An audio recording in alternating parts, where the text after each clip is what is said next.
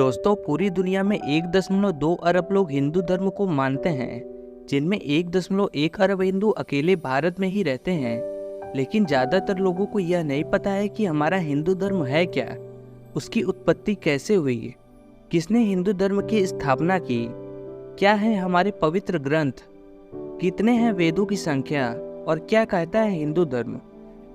इसलिए आज हम आपको हिंदू धर्म से जुड़े सभी सवालों के जवाब देने वाले हैं। तो दोस्तों, वीडियो को शुरू करने से पहले आप हमारे चैनल को सब्सक्राइब जरूर कर लें।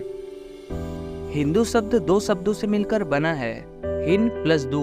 यहाँ हिन का मतलब है नष्ट करना और दू का मतलब है दुष्ट या दुरात्मा।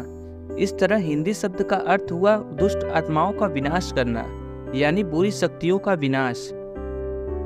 हिंदू शब्द की उत्पत्ति सिंधु सभ्यता से मानी जाती है। 500 ईसा पूर्व के लगभग जब सिंधु नदी के किनारे ईरानी लोगों का बसेरा हुआ करता था, तब संस्कृत की सिंधु का ईरानी में हिंदू हो गया। बाद में जाकर यही हिंदी और फिर इंडिया बन गया। कहा जाता है कि हिंदू शब्द सिंधु और हिमालय से मिलकर बना है। हिंदू धर्म या सनातन धर्म दोनों अलग नहीं हैं, दोनों एक ही हैं और यह इसी नाम से पूरी दुनिया में जाने जाते हैं। सनातन का मतलब होता है जो हमेशा मौजूद रहे, यानी भगवान इस दुनिया में हमेशा मौजूद हैं और हमेशा रहेंगे। कैसे हुई हिंदू धर्म की स्थापना? कई बार तो लोगों के मन में यह सवाल भी आता है कि हिंदू धर्म की स्थापना कैसे हुई, आखिर क्यों इनका जिक्र कहीं नहीं मिलता। तो इसका जवाब यह है कि हिंदू धर्म का संस्थापक कोई है ही नहीं और इसे मानव इतिहास के सबसे पहले धर्म के रूप में जाना जाता है।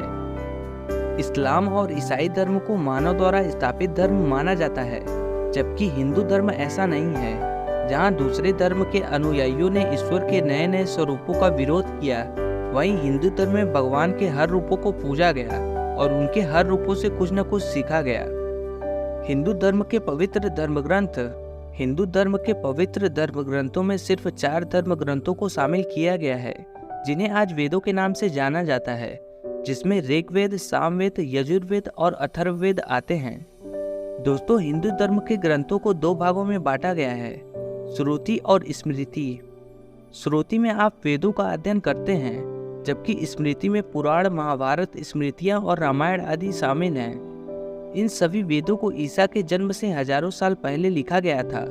उस दौर को आज ब्राह्मणवाद या वेदवाद कहा जाता है। वहीं ऋग्वेद को सबसे प्राचीन और शुरुआती हिंदू ग्रंथ माना जाता है। इसमें 1000 से ज्यादा श्लोक हैं, जिनमें देवी देवताओं की पूजा, अर्चना, प्रार्थना और स्मृति के बारे में बताया गया है। वैज्ञानिकों के नजरिए से देखें तो ऋग्वेद को दुनिया का सबसे पुराना धर्म ग्रंथ माना गया है। कुछ वैज्ञानिकों का यहाँ तक मानना है कि ऋग्वेद की उत्पत्ति 1700 ईसा पूर्व में हुई थी। वहीं यजुर्वेद में विभिन्न यज्ञों की पद्धतियां लिखी हुई हैं और सामवेद में संगीत की और अथर्ववेद में जड़ी बूटियां, चमत्कार और रहस्यमय शक्तियों के बारे में बताया गया है। हिंदू धर्म को 2 भागों में बांटा गया है, जो श्रुति और स्मृति है। श्रुति में हमें वेदों के बारे में मालूम होता है, वहीं स्मृति में पुराण, महाभारत और रामायण के बारे में बताए गए हैं। श्रुति यानी वेदों के बारे में तो हम लोगों ने जान चुका है। चलिए अब स्मृति के बारे में जानते हैं। पुराणों की रचना महर्षि वेद व्यास द्वारा किया गया है। हिंदू धर्म में कुल 18 पुराणों का जिक्र माना जाता है, जिसमें ब्रह्म पुराण, पद्म पुराण, विष्णु पुराण, वायु पुराण, भागवत पुराण आदि शामिल हैं। सबसे बड़ा पुराण स्कंद पुराण माना जाता है। इसमें 81,000 छंद हैं और इस पुराण का नाम भगवान शिव और उमा के बेटे और भगवान गणेश के भाई स्कंद के नाम पर रखा गया है। उपनिषद क्या है? उपनिषद वेदों का सार माना जाता है। अक्सर लोगों के मन में सवाल आता है, भगवान है या नहीं, आत्मा होती है या नहीं, ब्रह्मांड है या नहीं। तो इन सभी सवालों के जवाब आपको उपनिषद में ही मिलेंगे। वेदांत वेदों के आखिरी भाग को वेदांत कहा जाता है और वेदांत को ही उपनिषद कहते हैं। उपनिषदों की संख्या 108 है, लेकिन इसमें से 12 मुख्य माने जाते हैं। रामायण के बारे में बात करें तो आप सब रामायण के बारे में जानते होंगे। यह वीर पुत्र राम की कहानी है। भगवान राम की बात करें तो इनका जन्म त्रेता युग में हुआ था। भगवान श्री कृष्ण का जन्म द्वापर युग में माना जाता है। महाभारत की युद्ध में भगवान श्री कृष्ण ने ही निर्णायक की भूमिका निभाई थी। आज से लगभग 3000 ईसा पूर्व महाभारत का युद्ध हुआ था और हिंदुओं के पवित्र ग्रंथ गीता का जन्म भी यहीं से हुआ था।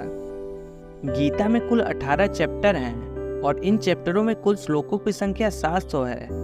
आज के युग में किसी के पास इतना समय नहीं है कि वह वेदों और पुराणों को पढ़े, इसलिए वह लोग गीता को पढ़ सकते हैं, जिसमें भक्ति, कर्म और ज्ञान योग की बातों की चर्चा की गई है।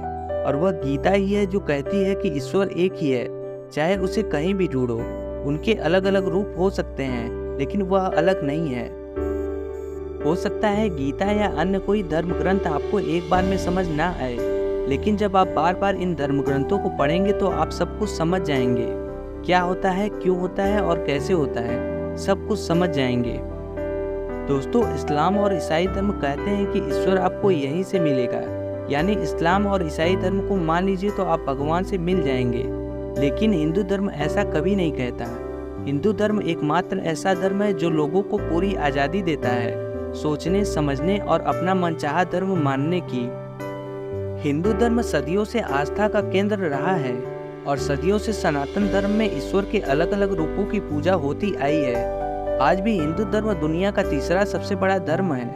उम्मीद है दोस्तों अब आपको हिंदू धर्म से जुड़ी जानकारी हो गई होगी, लेकिन फिर भी अगर कोई सवाल हो तो आप हमसे कमेंट करके पूछ सकते हैं। वीडियो पसंद आई तो वीडियो को लाइक और चैनल को सब्सक्राइब करना ना भूलिएगा।